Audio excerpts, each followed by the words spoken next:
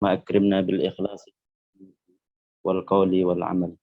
Para jamaah yang dirahmati oleh Allah Subhanahu wa taala, marilah kita bersyukur bersama, memanjatkan doa kepada Allah, karena dengan anugerah Allah Subhanahu wa taala kita pada sore hari ini insya Allah bisa meneruskan kajian kita, ilmu yang daruri, ilmu yang wajib diketahui oleh setiap orang mukallaf. Kita diberi hidayah oleh Allah, kekuatan oleh Allah, sehingga bisa hadir dalam keadaan sehat walafiat. Sholawat serta salam semoga tetap tercurahkan kepada baginda Nabi Muhammad Sallallahu Alaihi Wasallam. Para jamaah yang dirahmati oleh Allah Subhanahu Wa Taala, untuk sore hari ini kita akan mengkaji tentang ilmu fiqih. Jadi kemarin kita sudah menjelaskan beberapa perkara, diantaranya perkara-perkara yang mewajibkan seseorang tersebut untuk mandi besar. Itu kemarin kita sebutkan ada 5. Yang pertama itu adalah keluar mani. Keluar mani, apa yang dinamakan keluar kemarin sudah kita jelaskan. Kemudian yang berikutnya adalah bersetubuh. Kemudian yang ketiga itu adalah haid. Kemudian yang keempat itu adalah nifas. Dan yang kelima itu adalah melahirkan. Kita sudah jelaskan. Jadi jangan lupa, meskipun kelihatannya sepele, kadang kita itu ketika ditanya kadang susah menjawabnya atau sulit menjawabnya. Kenapa? Karena faktornya itu tidak dimurojaah. Karena faktornya itu tidak kadang menganggap remeh begitu. Jadi ada 5. Seperti umpamanya kemarin ada pertanyaan apakah orang tersebut bersetubuh kemudian tidak mengeluarkan mani itu wajib mandi. Padahal di sini sudah dijelaskan bahwasanya bersetubuh meskipun tidak keluar mani itu juga wajib untuk mandi, karena yang disebutkan di sini perkara-perkara yang wajib untuk yang mewajibkan orang tersebut mandi itu ada 5. Kita kemarin sudah kita bahas. Kemudian yang berikutnya itu adalah mari kita sudah sebutkan tentang dan kita jelaskan tentang mandi besar. Jadi rukun-rukunnya itu ada 2. Yang pertama adalah niat menghilangkan hadas besar. Kemudian yang kedua adalah meratai kulit semua badan, baik kulit dan rambut dengan air. Jadi menyampaikan air ke semua badan. Baik itu ada rambut yang sangat tebal ataupun daging tumbuh, lipatan-lipatan pada badan, itu kemarin kita sudah jelaskan harus dikenai dengan air. Sekarang kita akan menjelaskan tentang syarat-syarat bersuci. Jadi sekali lagi sudah berapa banyak kita menjelaskan syarat-syarat orang itu supaya diterima sholatnya. Yaitu yang pertama adalah wudhu, itu juga syarat. Kemudian istinja, kemudian suci dari hadas kecil, suci dari hadas besar, semuanya adalah syarat-syarat supaya sholatnya itu sah.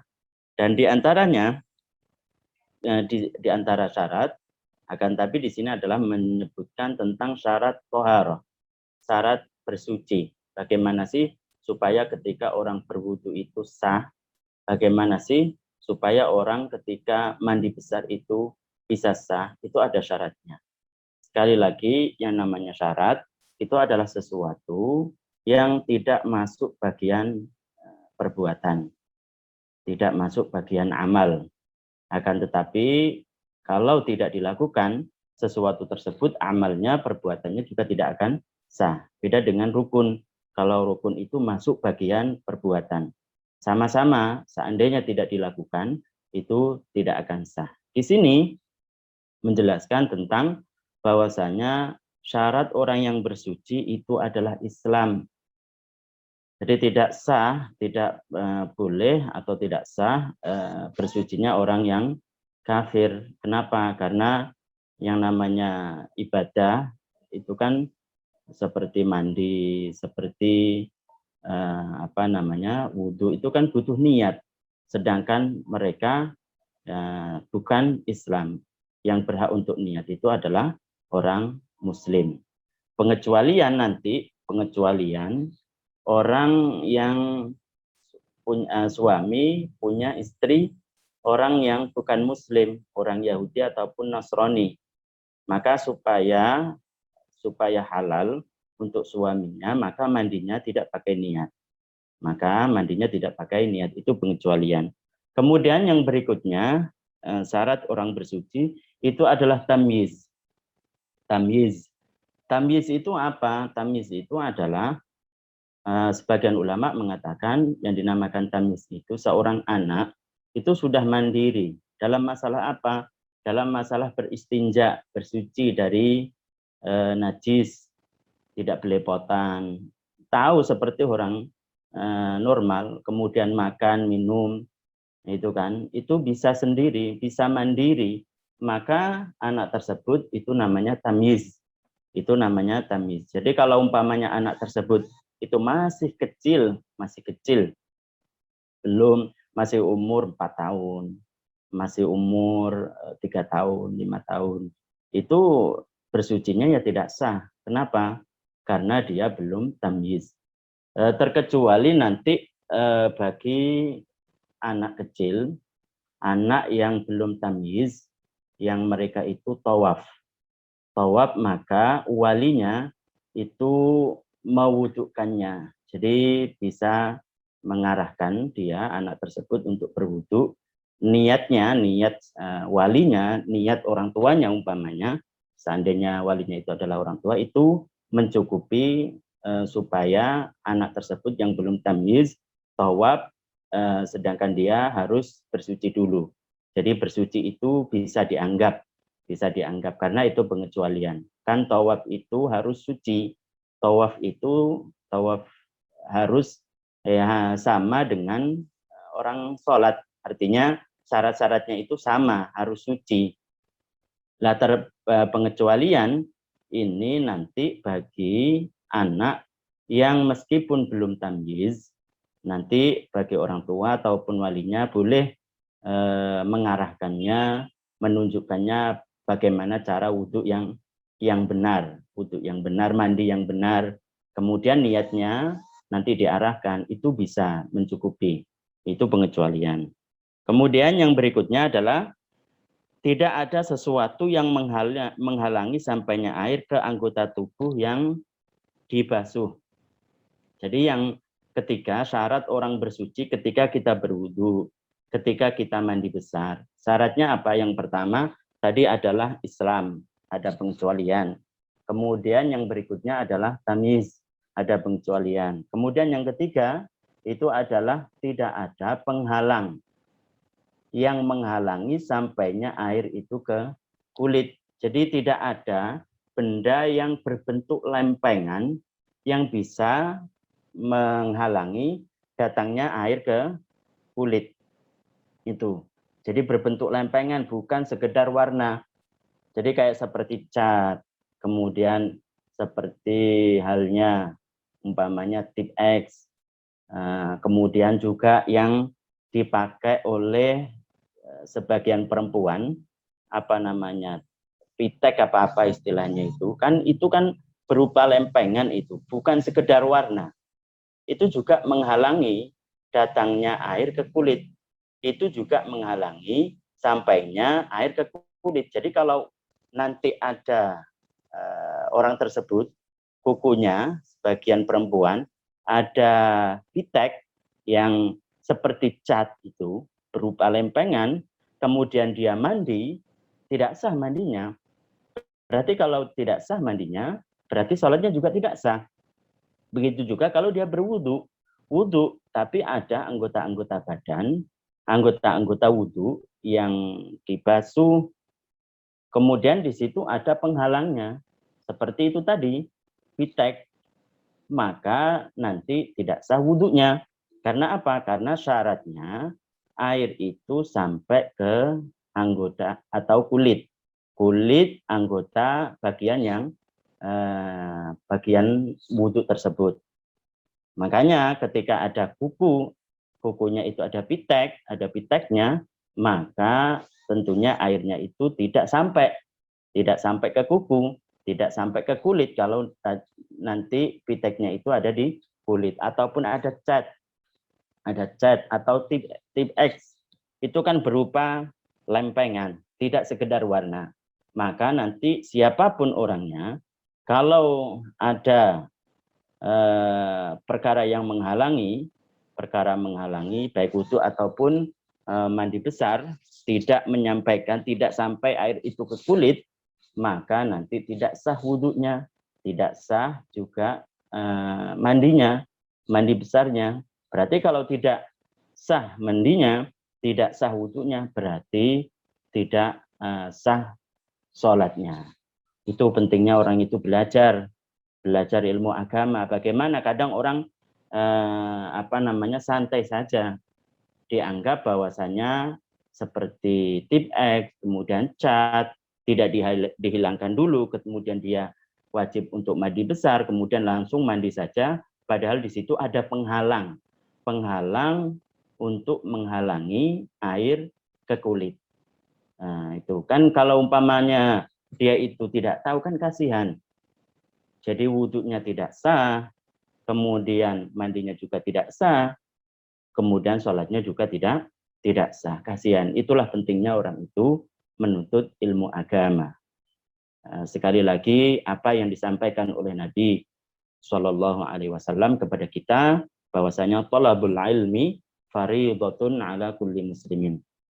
Jadi menuntut ilmu agama yang daruri, ilmu yang wajib untuk kita ketahui, masing-masing kita orang yang mukallaf itu wajib mengetahui, baik itu masalah-masalah keyakinan, bagaimana kita mengenal Allah yang benar, bagaimana kita mengenal Rasulnya dengan benar, kemudian bersuci dengan benar, yang kita bahas seperti ini. Bagaimana orang tersebut itu bisa bersuci dengan benar. Jadi sekali lagi, termasuk dari syarat orang itu bersuci adalah tidak adanya penghalang yang menghalangi sampainya air ke kulit. Jadi penghalang di sini adalah yang berbentuk lempengan yang mencegah datangnya air ke kulit. Beda kalau umpamanya yang menghalangi atau bukan menghalangi, yang ada pada tubuh kita, seandainya kita mandi besar, itu hanya sekedar warna.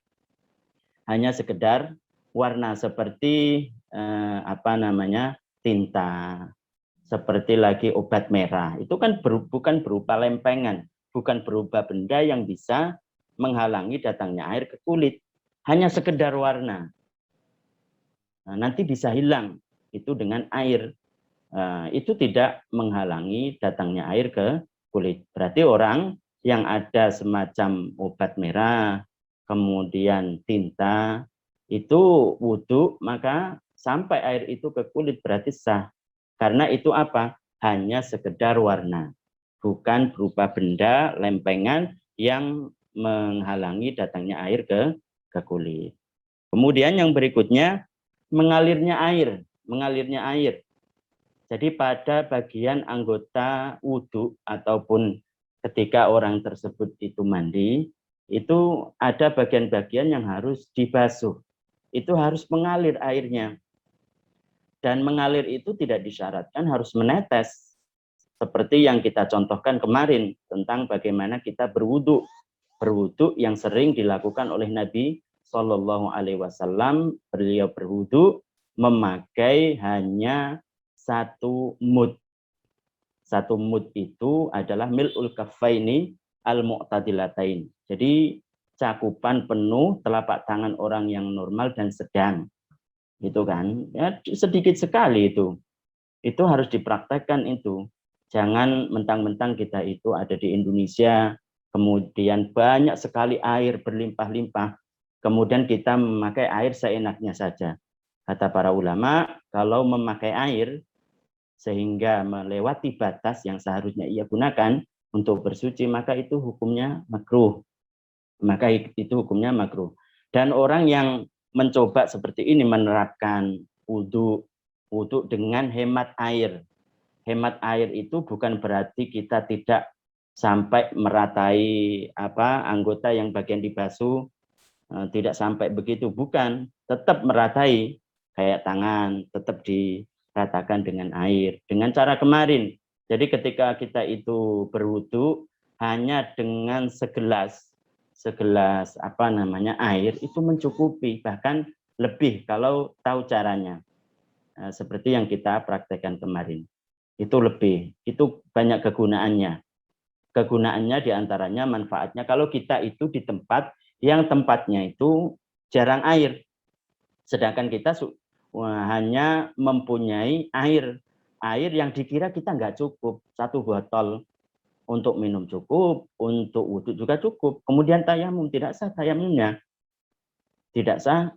karena tayamum itu dilakukan ketika tidak air. Kita kan ada air, karena dia tidak belajar merasa bahwasanya air 1 botol itu tidak mencukupi karena tidak belajar. Itulah kegunaannya.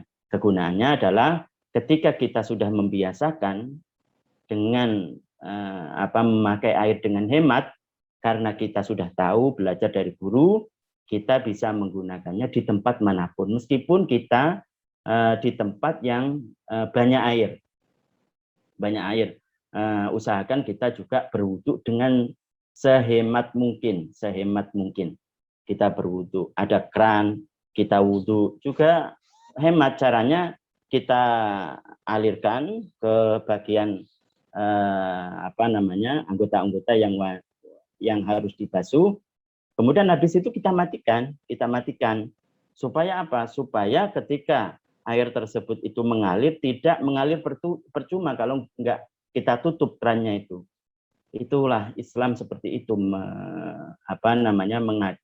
mengatur hidup kita, bagaimana beribadah dan kepada Allah Subhanahu wa taala, dan bagaimana kita hidup hemat. Hidup hemat itu memang aturan Islam, diajarkan oleh Islam. Jadi yang berikutnya adalah syarat orang yang bersuci itu adalah mengalirnya air. Mengalirnya air tidak harus menetes, sekali lagi.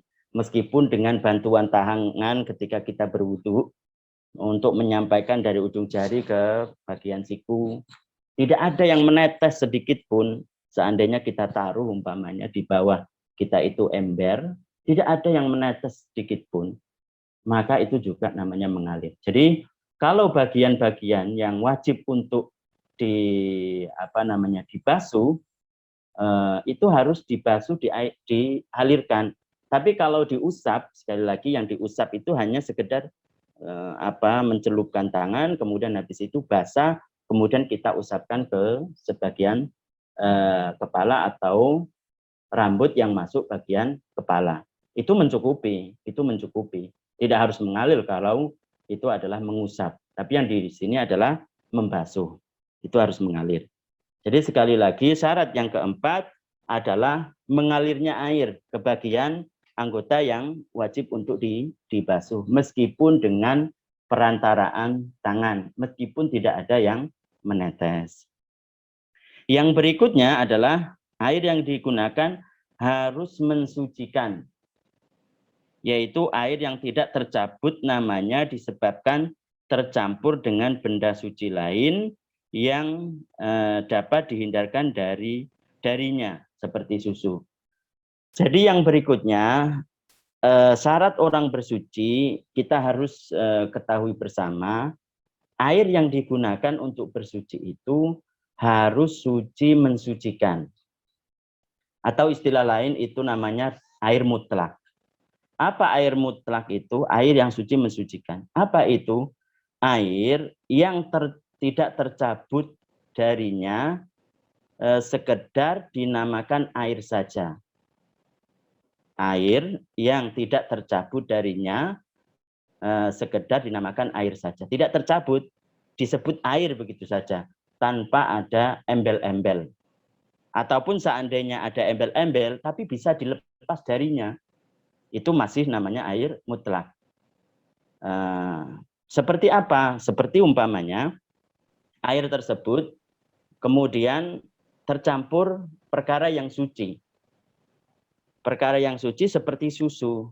Kemudian air dimasukin susu. Jadinya putih. Ditawarkan kepada orang, ditanya ini apa? Nggak mungkin orang itu akan mengatakan air. Tapi apa? Air susu. Kan ada embel-embel. Yang embel-embel itu tidak bisa terlepas darinya. Air susu. Tidak disebut air saja. Tidak disebut air saja. Kenapa? Karena sudah berubah.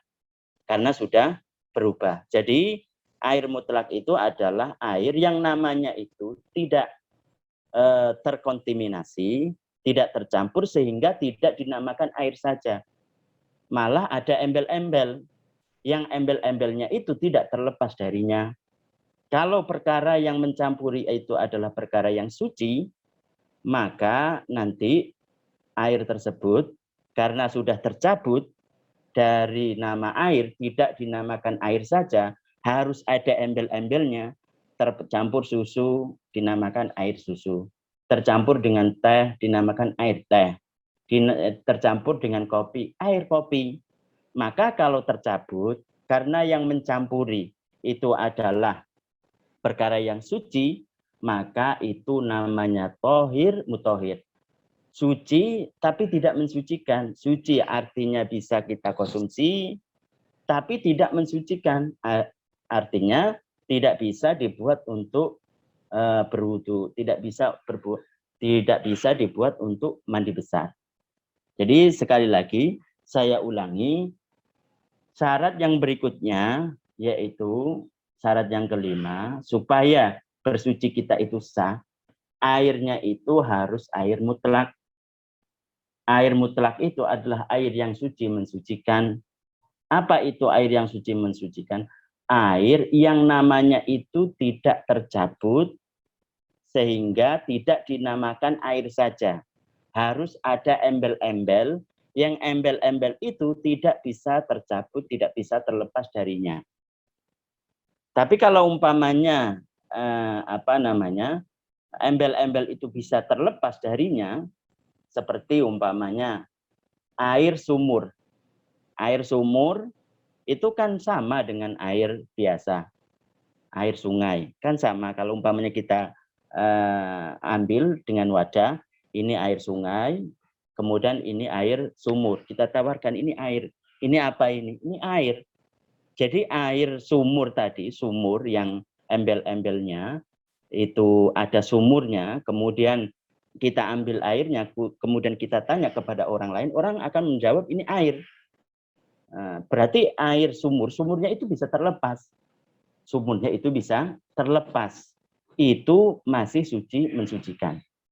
Itu masih suci mensucikan. Jadi begitu. Jadi kalau airnya itu yang mencampuri adalah perkara yang suci, kemudian merubah status air, tidak dinamakan air saja, harus ada embel-embel, yang embel-embel itu tidak terlepas darinya, maka air tersebut itu adalah air yang suci tapi tidak mensucikan. Tapi kalau umpamanya masih dinamakan air saja tanpa embel-embel, atau ada embel-embel tapi bisa dilepaskan, maka itu masih suci mensucikan. Saya ulangi lagi bahwasanya syarat orang tersebut untuk bersuci yang kelima itu air yang digunakan untuk wudhu, untuk mandi besar, itu harus suci mensucikan. Itu harus suci mensucikan. Air suci mensucikan itu apa? Istilah lain adalah air mutlak. Air mutlak itu apa? Air yang namanya itu tidak tercabut sehingga tidak dinamakan air saja. Tidak dinamakan air. Nah, gitu. Tidak dinamakan air, akan tapi itu adalah air mutlak. Kalau namanya itu tercabut sehingga tidak dinamakan air saja, harus ada embel-embel air apa gitu. Dan embel-embelnya itu tidak bisa terlepas darinya. Maka air tersebut itu adalah air yang suci tapi tidak mensucikan. Kenapa? Karena status air namanya udah berubah. Tercampur susu airnya. Jadi air susu. Kecampur teh. Jadi air teh. Kecampur kopi menjadi air kopi. Jadi ada embel-embel tidak dinamakan air begitu saja. Akan tapi harus ada embel-embel. Yang embel-embelnya itu tidak terlepas dari. Beda kalau umpamanya embel-embelnya itu bisa terlepas. Seperti air sumur. Air sumur itu kalau kita ambil orang tidak tahu. Kita ngambilnya itu dari mana ya. Pokoknya intinya kita ambil dari air sumur. Kita bawa satu wadah. Kemudian airnya yang satunya dari sungai. Sama, kita sodorkan ke orang, ini apa? Orang akan mengatakan air. Tanpa mengatakan, oh ini air sumur, ini air. Kalau dia tahu. Tapi kalau umpamanya tahu ya kita katakan air sumur. Tapi kan bisa dilepas. Bisa dilepas namanya itu dari nama air tersebut. Jadi bisa dikatakan air saja. Nah, jadi begitu. Kemudian dan yang serupa dengan keduanya. Jadi jika air tersebut berubah karenanya sehingga tidak lagi disebut air mutlak, jadi status airnya itu berubah, maka tidak sah bersuci dengannya. Maka tidak sah bersuci dengannya, maka tidak mencukupi bersuci dengannya. Jadi itu namanya tadi tohir, tohir, weru mutohir. Suci tapi tidak mensucikan, karena yang mencampuri adalah perkara yang suci.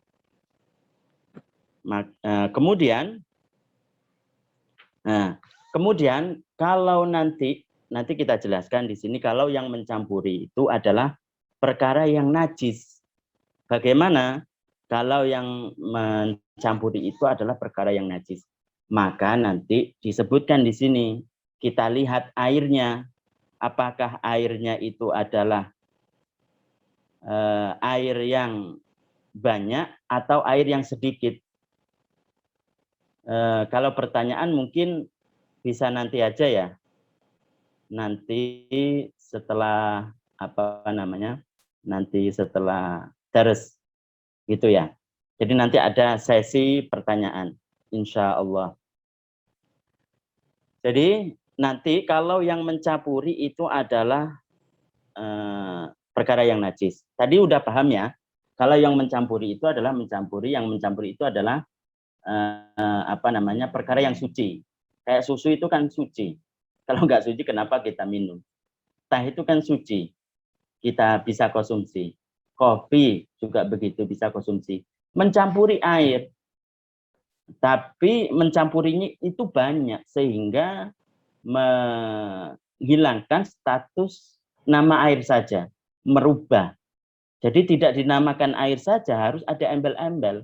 Maka itu suci tapi tidak mensucikan. Beda kalau umpamanya hanya yang mencampuri itu dari perkara yang suci tapi sedikit. Satu gelas tercampur dengan satu tetes teh. Segelas tercampur dengan satu tetes umpamanya susu, kan tidak merubah itu. Tidak merubah status air, masih dinamakan air saja. Maka itu suci mensucikan. Maka itu suci mensucikan. Jadi bisa kita berbuat wudu, kita bisa buat untuk mandi besar. Karena apa? Karena tidak merubah status air. Tidak menghilangkan status dinamakan air saja. Tidak menghilangkan status dinamakan air saja. Jadi tetap dinamakan air, Jadi kalau yang mencampurnya itu suci, kemudian sedikit setetes umpamanya masuk ke botol itu kan nggak pengaruh sama sekali, apalagi satu ember, maka kan tidak akan pengaruh tentang nama air itu. Maka itu namanya air suci mensucikan, karena status dinamakan air itu tidak hilang. Status dinamakan air saja itu tidak hilang. Paham ya kira-kira sebelum beralih berikutnya? Itu namanya air mutlak. Yang mencampuri adalah perkara yang suci, kita jelaskan. Beda lagi kalau yang mencampuri itu adalah perkara yang najis. Nanti kita jelaskan setelahnya. Kemudian maka tidak sah bersuci dengannya. Kalau statusnya adalah air yang sudah berubah dari asal mulanya, dianya itu tidak sekedar dinamakan air saja, harus ada embel-embel, maka itu namanya air yang suci, tidak boleh mensucikan, tidak mensucikan. tidak bisa dibuat wudhu, tidak bisa dibuat untuk mandi besar. Maka tidak sah bersucinya dengan itu. Kita tidak sah bersucinya dengan itu. Maka kalau tidak sah bersucinya berarti kalau orang sholat dengan cara seperti itu berarti sholatnya juga tidak sah. Kenapa? Karena syarat sahnya sholat, salah satunya adalah berwudu. Wudunya itu harus benar. Wudunya itu harus benar. Kalau tidak benar, wudunya tidak benar, maka kalau tidak diulangi, maka juga sholatnya tidak sah. Itu pentingnya kita belajar ilmu agama. Kemudian yang berikutnya adalah kita lanjutkan. Adapun jika air berubah karena sesuatu yang sulit menjaga air darinya, seperti berubahnya air karena sesuatu yang ada di tempat menetapnya air tersebut atau tempat mengalirnya atau semacamnya yang sulit terjauhkan air darinya, maka tidak merusak dan air tersebut tetap mensucikan meskipun nyata parah perubahannya. Akan tapi kalau perubahannya itu perubahan yang alami, artinya memang dari alam, kayak seperti umpamanya belerang, tempatnya itu belerang, kemudian dilewati air, airnya bau belerang. Nah, ini kalau kita katakan, kita tawarkan kepada orang, ini apa ini? Air belerang. Tapi kan perubahan nama, sehingga tidak dinamakan air saja, harus ada embel-embelnya. Tapi itu kan sesuatu yang alami. Maka itu tidak berpengaruh. Intinya masih bisa mensuci dan bisa mensucikan.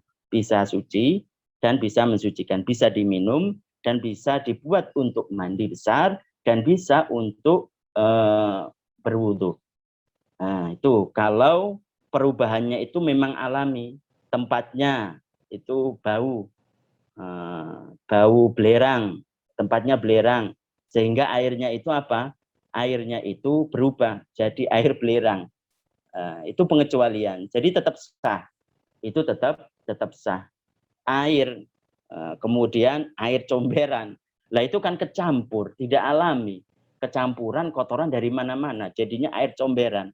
Maka itu ya beda lagi, nanti dibahas tentang masalah yang mencampuri itu adalah perkara yang najis.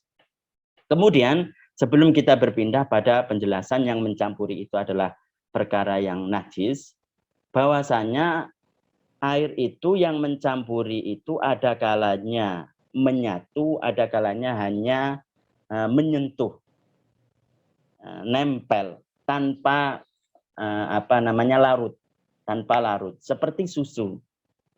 Ketika susu mencampuri air tersebut, larutkan, maka nanti dilihat tadi warnanya berubah, kemudian baunya berubah, sehingga mencabut dari status nama air tersebut. Tidak dinamakan air saja, harus ada embel-embelnya. Maka ini suci mensucikan, suci tidak, akan tapi tidak mensucikan, karena status airnya itu sudah berubah jadi air susu umpamanya. Jadi ada yang larut, ada yang tidak larut yang mencampur ini. Jadi yang mencampuri dari perkara yang suci itu juga dibagi dua. Ada yang larut, ada yang tidak larut. Yang larut ini itu perinciannya yang kita jelaskan tadi. Kalau sampai mencabut, yang larut ini sampai mencabut dari nama air tersebut, tidak sekedar dinamakan air saja, harus ada embel-embel, dan embel-embelnya itu tidak terlepas darinya, maka air tersebut air yang suci tapi tidak mensucikan. Tapi kalau yang mencampuri tersebut adalah perkara yang suci, akan tapi tidak larut, seperti kayu garu. Kayu garu itu kan harum itu. Harum kemudian diletakkan ke air yang dibuat untuk kita mandi besar ataupun wudhu tadi kan, itu kan sampai baunya itu berubah. Kalau kita sodorkan kepada orang, ini air harum ini, air garu ini. Akan tapi itu kan bukan sesuatu yang larut. Kalau seperti itu kejadiannya, maka itu tetap suci mensucikan. Kenapa? Karena yang mencampuri itu adalah barang yang suci, bukan sesuatu yang larut. Seperti susu, seperti teh, seperti kopi, dan lain sebagainya. Nah, paham ya kira-kira? Kemudian, jadi pengecualian itu tadi kalau berubahnya salah satu sifatnya karena memang alamiah. Alami artinya kayak seperti air tersebut lewat di tempat yang tempatnya itu memang mengandung belerang umpamanya. Maka menjadi air belerang. Maka itu tetap suci mensucikan. Ini pengecualian. Kemudian disyaratkan juga untuk sahnya bersuci, disyaratkan juga untuk sahnya bersuci dengan air yang digunakan tidak berubah disebabkan najis. Meskipun perubahannya hanya sedikit. Jika air tersebut kurang dari 2 kullah, maka disyaratkan tidak terkena najis yang tidak dimaafkan. Tapi kalau umpamanya yang mencampuri, yang mengenai air tersebut itu adalah air yang yang mencampuri itu adalah najis, maka nanti dilihat status airnya. Dilihat status airnya. Airnya ini sudah banyak atau masih sedikit. Jadi dalam istilah fikih itu ada air banyak, ada air sedikit. Air banyak itu berapa? Air yang ada 2 kullah. Air yang ada 2 kullah itu air banyak. Air yang ada 2 kullah atau lebih. Maka berapa kalau liter? Kurang lebih 216. 216 liter. Itu namanya air banyak. Itu namanya air 2 kullah. Maka kalau kemasukan najis, terkena najis, maka dilihat salah satu sifatnya. Sifat itu apa? Salah satu sifatnya itu warna. Sifatnya itu seperti bau, kemudian rasa. Sifatnya itu adalah warna, kemudian bau, dan rasa. Maka dilihat ini, apakah ada yang berubah atau tidak. Yang masuki itu tadi apa? Najis. Yang memasuki itu adalah najis. Yang mengenai air tadi itu adalah najis. Maka nanti dilihat airnya. Airnya ini sudah ada 2 kullah atau lebih atau tidak ada sama sekali. Airnya ini sudah banyak atau masih sedikit. Jadi air yang banyak itu air yang ada 2 kullah atau lebih. Lah, 2 kullah itu berapa? Maka kata ulama ada yang mengatakan itu kurang lebih 216 liter. Kalau ada 216 liter, berarti ada 2 kullah, kemudian terkena najis, maka dilihat salah satu sifatnya.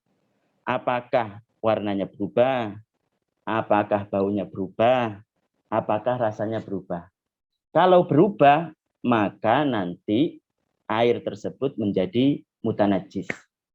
Air tersebut menjadi mutanajis. Jadi tidak bisa dibuat untuk tidak bisa diminum, apalagi dibuat untuk mensucikan, dibuat untuk berwudu, apalagi dibuat untuk mandi besar, maka tidak bisa, tidak sah karena airnya mutanajis, terkena najis. Itu. Jadi saya ulangi lagi tentang air. Jadi kalau airnya itu yang mencampuri adalah perkara najis. Yang mencampuri itu adalah perkara yang najis. Maka nanti dilihat status airnya. Airnya itu banyak atau sedikit.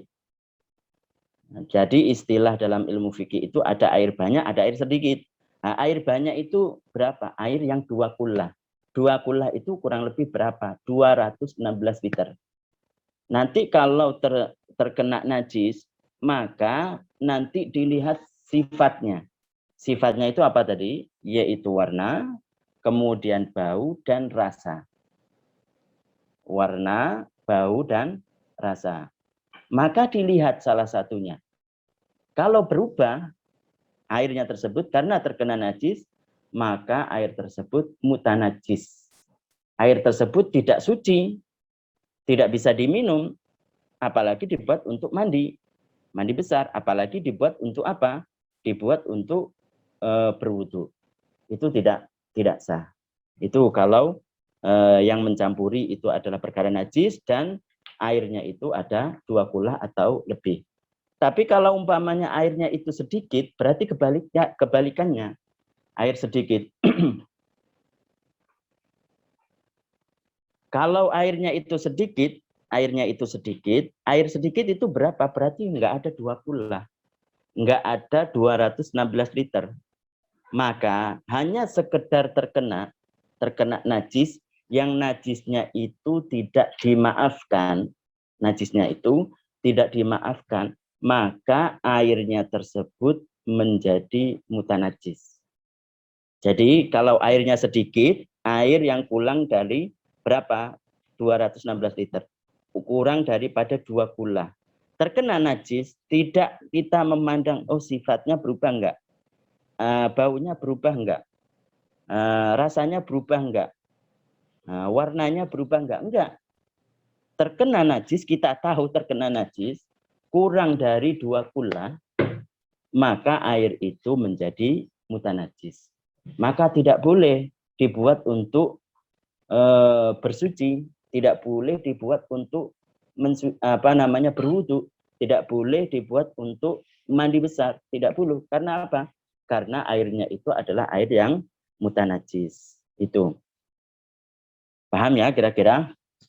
Kemudian yang berikutnya adalah maka disyaratkan tidak terkena najis yang tidak dimaafkan. Disyaratkan juga untuk sahnya bersuci dengan air, bahwa air tersebut bukan air yang telah digunakan, yaitu musta'mal, untuk menghilangkan hadas atau najis. Kemudian syarat berikutnya, jadi tadi kan dijelaskan bahwasanya air tersebut itu kalau sedikit tidak mengenai najis yang tidak dimaafkan. Tapi kalau terkena najis yang dimaafkan, seperti najis apa yang dimaafkan itu? Seperti binatang yang kalau kita belah itu tidak ada air, ya, tidak ada darahnya pada asalnya. Kayak seperti nyamuk itu kalau tidak memangsa manusia itu kan nggak ada darahnya itu kan. Kecoa, kemudian serangga itu kan nggak ada darahnya, masuk ke air, tidak sengaja, tidak dimasukkan begitu bangkainya, tidak, bangkainya itu kan bangkai yang dimaafkan, tidak sengaja dimasukkan, airnya sedikit, tidak sengaja, kemudian tidak berubah airnya tersebut, ya tidak mengapa, tidak apa-apa, airnya itu tetap suci, mensucikan. Kenapa? Karena yang mencampuri itu adalah bangkai hewan yang dimaafkan, najis yang dimaafkan. Dalam ilmu fikih ini dimaafkan karena ketika dibelah tidak ada air, tidak ada darah. Artinya keasalannya itu tidak ada darah. Itu yang dihitung, bukan setelah mangsa, bukan.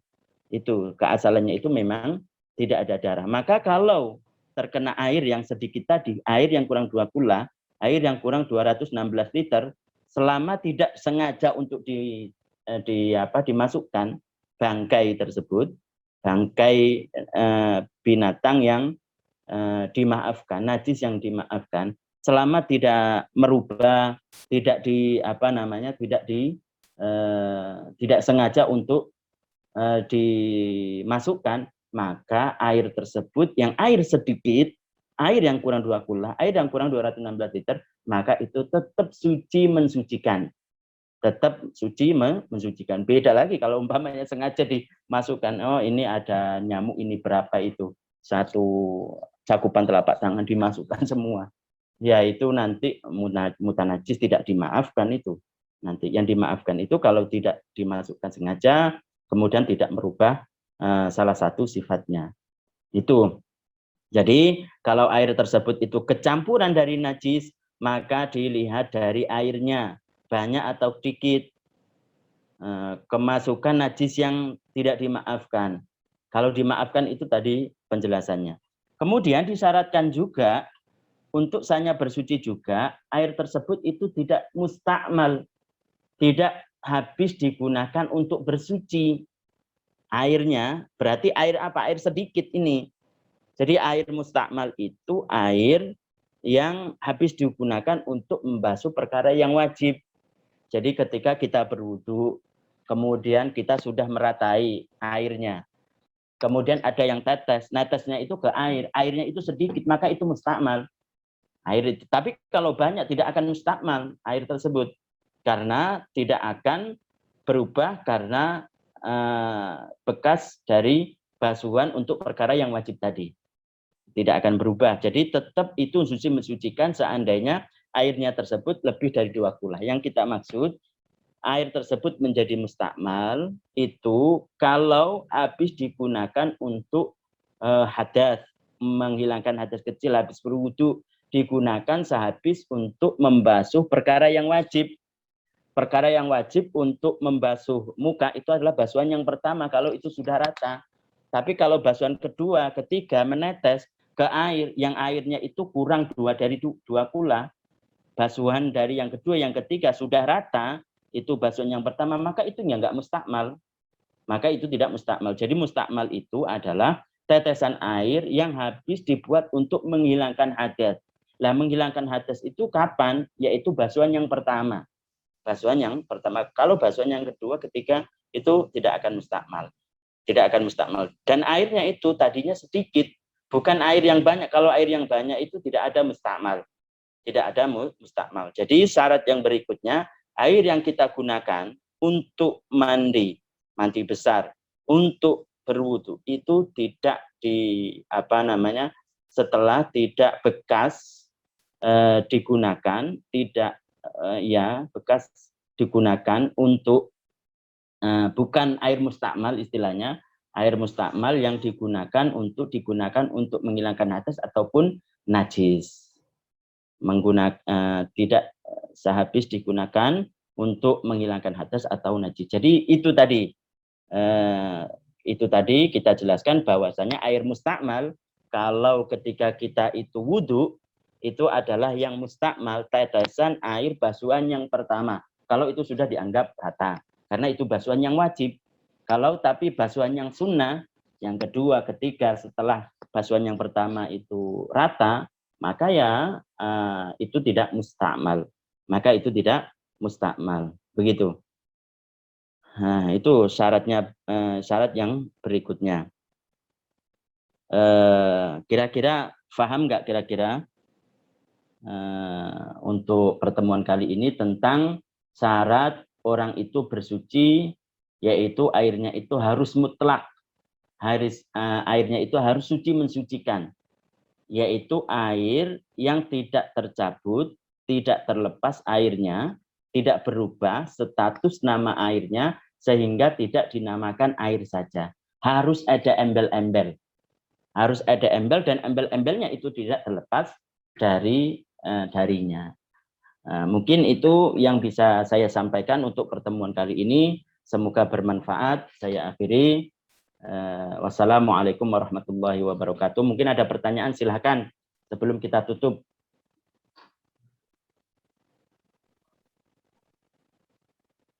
Ya, untuk yang najis yang tidak dimaafkan itu banyak. Tidak dimaafkan itu banyak. Intinya darahnya itu mengalir. Kalau kita kita belah, punya darah sendiri begitu. Beda kalau umpamanya nyamuk, kecoa itu kan tidak mempunyai darah. Kalau seandainya kita kita belah, itu maka itu dimaafkan. Jadi banyak, nanti insya Allah ada pertemuan-pertemuan membahas ini yang khusus tentang najis-najis yang dimaafkan atau tidak dimaafkan. Silakan.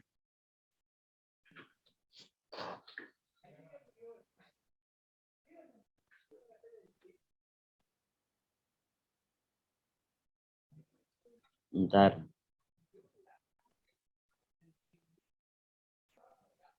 Assalamualaikum, mohon izin live. Oh ya, silakan. Mungkin ada yang lain mau ditanyakan? Apakah sudah paham semuanya apa yang kita sampaikan? Terutama kalau bisa kita tanya seputar apa yang kita sampaikan supaya tidak kemana-mana. Wafikum. Alhamdulillah. Apa ini?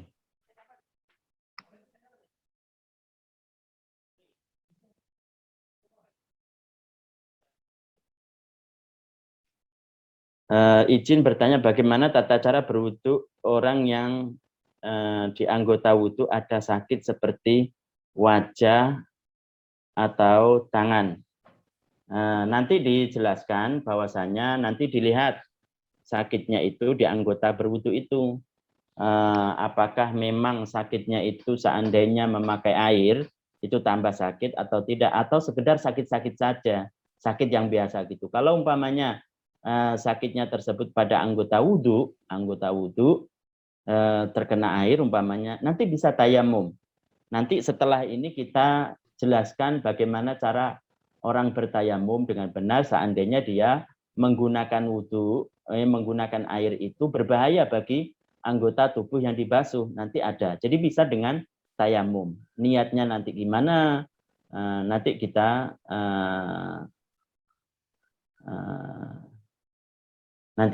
jelaskan.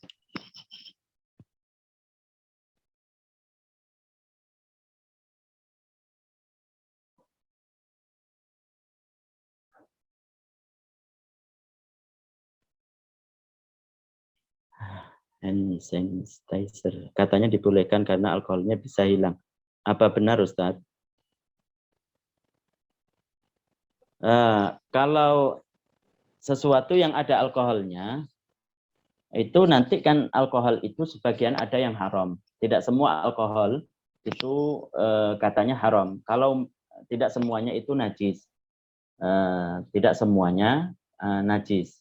Jadi kalau umpamanya nanti alkohol tersebut itu perkara yang najis, ya kan bisa disucikan. Tidak dibawa untuk tidak dibiarkan begitu, dibawa untuk sholat. Jadi kalau umpamanya alkoholnya itu adalah macam yang najis, macam-macam yang najis, karena tidak semua alkohol katanya itu najis, terbuat dari perkara yang najis.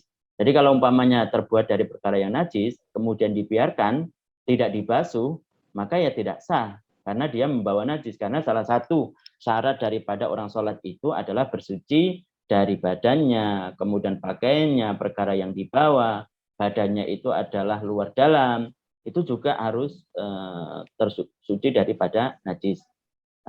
Begitu. Jadi, tapi kalau umpamanya kan bisa dihilangkan, iya bisa dihilangkan itu, seperti halnya najis-najis yang lain bisa dihilangkan. Maka ya sebelum kita berwudu, sebelum kita sholat maksudnya, maka kita hilangkan dulu najisnya itu, kemudian wudu, kemudian kita sholat. Ya. Ya, seperti itu.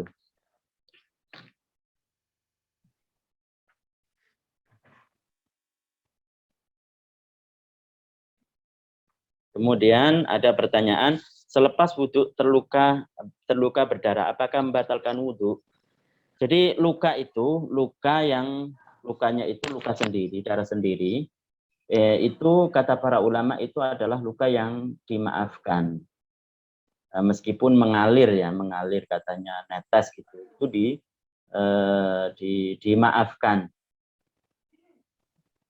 dimaafkan. Jadi kalau umpamanya dimaafkan, sholat dengan itu sah. Karena meskipun najis, darah itu kan najis. Tapi dimaafkan itu kalau darah sendiri. Nanti dijelaskan dalam syarat-syarat sholat berikutnya, yaitu harus suci dari najis. Baik pada badannya ataupun pakaiannya. Nanti. Jadi itu luka sendiri termasuk perkara yang dimaafkan. Perkara yang dimaafkan. Najis yang dimaafkan.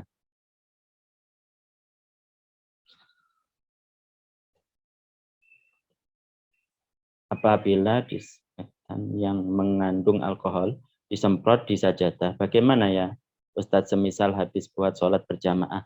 Ya dilihat nanti macam alkoholnya. Saya kan tidak tahu alkoholnya itu macam apa. Insya Allah mungkin dari saudara-saudara kita yang ada di sini punya catatan-catatan tentang alkohol. Jadi di situ alkohol yang najis atau tidak. Kalau umpamanya najis, ya tidak sah kalau umpamanya dibawa untuk sholat. Tapi perlu diketahui bahwasannya seandainya menyemprot sajadah itu kan bukan termasuk perkara yang dibawa. Artinya selama kita tidak menyentuh perkara yang disemprotkan itu, seandainya najisnya itu adalah alkoholnya itu termasuk alkohol yang najis. Seandainya pun disemprot di sajadah, selama tidak menyentuh dari perkara yang najis tadi.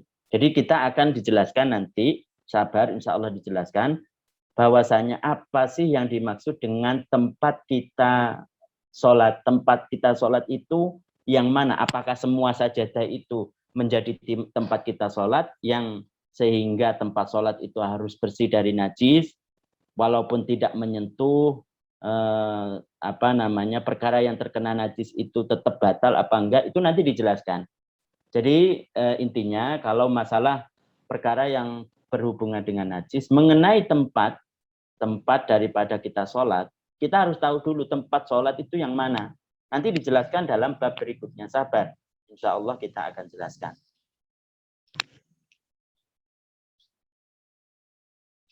Sudah ya, mungkin untuk hari ini cukup seperti yang kita sampaikan untuk sore hari ini. Semoga bermanfaat.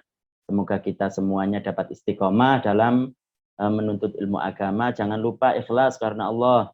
Karena ini adalah salah satu bekal kita. Jangan lupa bahwasanya orang yang menuntut ilmu agama, maka dia akan mendapatkan keutamaan dan faham tentang satu bab itu lebih baik keutamaannya daripada 1000 rakaat. Pahala 1000 rakaat yang sunnah. Jadi nanti jangan bosan-bosan, kita terus istiqomah dalam keadaan apapun, kita terus belajar, murojaah, mengulang-ulangi pelajaran kita. Bagi yang sudah pernah belajar mungkin lupa, kita murojaah bersama, kita mengulang-ulangi bersama. Ini adalah salah satu cara kita supaya kita menghidupkan Islam. Itu apa? Dengan ilmu agama. Dengan ilmu agama, Islam itu bisa terus tumbuh dan berlangsung. Makanya jangan bosan-bosan, selalu istiqomah. Semoga kita semua dikaruniai Allah kesehatan sehingga kita bisa menyelesaikan kitab yang kita kaji ini. Amin, amin ya rabbal alamin. Saya akhiri, wassalamualaikum warahmatullahi wabarakatuh. Kita baca tahlil. La ilaha illallah, la ilaha illallah, la ilaha illallah. Allahumma salli ala Sayyidina Muhammad wa ala alihi wa sahbihi wa sallim. Allahumma salli ala Sayyidina Muhammad wa ala alihi wa sahbihi wa sallim. Allahumma salli ala Sayyidina Muhammad wa ala alihi wa sahbihi wa sallim. Rabbi ighfirli wa liwalidayya wa lil mu'minina wal mu'minat. Rabbi ighfirli wa liwalidayya wal mu'minina wal mu'minat. Rabbi ighfirli wa liwalidayya wal mu'minina wal mu'minat. Walhamdulillahi rabbil alamin. Barakallahu fikum.